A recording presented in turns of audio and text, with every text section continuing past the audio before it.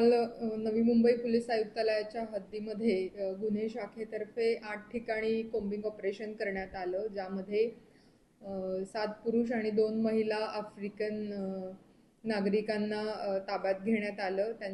त्यामध्ये त्यातले 2 जे होते त्यांच्यावरती NDPSचे पूर्वीचे गुन्हे दाखल होते.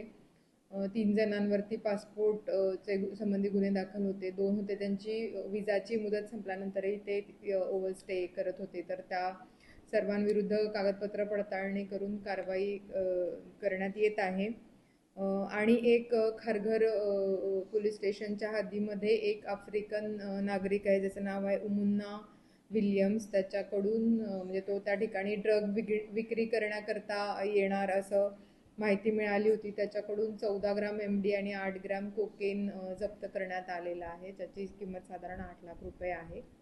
अशा पद्धतीने नशामुक्त नवी मुंबई च्या अनुषंगाने नार्कोटिक्सवरती कारवाई चालू आहे. 2 जणांवरती NDPSचे, 3 जणांवरती पासपोर्टचे गुन्हे दाखल होते. 2 त्यातले ओव्हरस्टे करणारे होते आणि 2 जणांनी भारतीय महिलांशी विवाह केलेला असे आढळून आलेले आहेत. तर त्यांच्यावर योग्य ती कारवाई करण्यात येते.